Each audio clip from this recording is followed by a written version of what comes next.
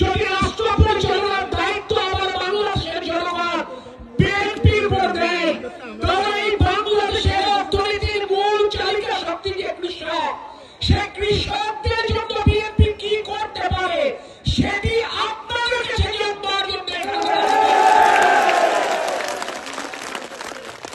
প্রিয় ভাইরা, তারেক রহমান আগাম ঘোষণা দিয়েছেন, আমাদের এই অঞ্চলে আমরা প্রায়শই দেখি একবার ফসল উৎপাদন করে সেই ফসল ক্ষতিগ্রস্ত হয়।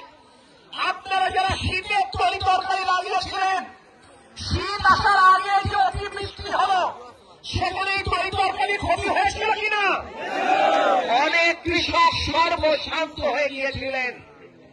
অনেক সময় হয় ধানের ন্যায্য মূল্য আপনি পান না, অনেক সময় হয় আলু কিংবা পেঁয়াজের ন্যায্য মূল্য পান না, কৃষক সর্বশান্ত হয়ে যায়। তারেক রহমান বলেছেন বিএনপি যদি রাষ্ট্র পরিচালনার দায়িত্ব পায় তাহলে তিনি কৃষি বীমা চালু করবেন।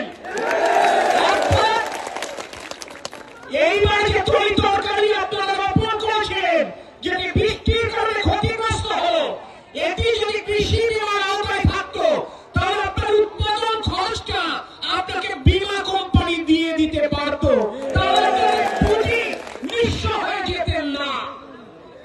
আজকে যে মায়েরা অনেকক্ষণ যাবত অপেক্ষা করছেন কষ্ট করে আমাদের কথা শুনবার জন্য, তাদের জন্য একটু তারেক রহমানের বার্তা পৌঁছে দিতে চাই। তারেক রহমান বলেছেন আগামীতে যদি বিএনপি রাষ্ট্র পরিচালনার দায়িত্ব পায় তাহলে বাংলাদেশের গ্রামে অঞ্চলে অসচ্ছল পরিবারের জন্য তিনি পারিবারিক কার্ড চালু করবেন।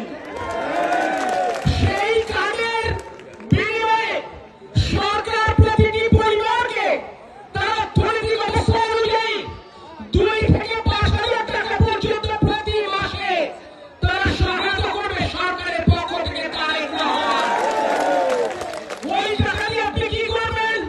আপনার শ্বশুর শাশুড়ির ওষুধের খরচ মেটাবেন।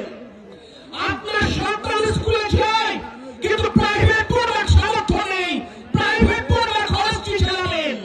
মেয়ে বড় হয়ে গেছে, প্রতি মাসে সঞ্চয় করবেন, সেই দিয়ে মেয়ের বিয়ের সময় আপনি খরচ চালাবেন। সবচাইতে বড় কথা, এই পারিবারিক কার্ড কোন পুরুষের নামে হবে না, এটি হবে ওই পরিবারের অর্থাৎ আমার চাচাদের নামে কার্ড হবে না, হবে চাচিদের নামে।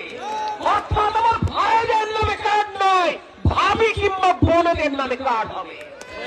প্রিয় সাথী সহযোগিতা বৃন্দ, আজকে মনে রাখবেন আপনারাই বাংলাদেশের অর্থনীতির মূল চালিকা শক্তি। আপনাদের সন্তানরা শুধুমাত্র আওয়ামী লীগ না করবার কারণে গত 16 বছর যাবত পড়ালেখা শিখবার পর সরকারি চাকরি পায়নি। আপনাদের সন্তানদেরকে মিথ্যা মামলায় বাঁচাবার জন্য ঈদের আগের দিন আপনার হালের গরু বিক্রি করেছে অনেকে। আপনারা মাসের পর মাস, বছরের পর বছর ওই ফাঁড়ির দারোগাকে মাসলা দিয়ে নিজের নিরাপত্তা নিশ্চিত করেছেন। তাই যে লড়াই 16 বছর যাবত চলছে বাংলাদেশের মানুষের ভোটের অধিকার ফিরিয়ে আনবার জন্য, সেই লড়াই আজও শেষ হয়নি, কারণ ভোটের অধিকার ফেরত পায়নি। যতদিন পর্যন্ত আপনাদের ভোটের অধিকার নিশ্চিত না করতে পারবো, এই অঞ্চলে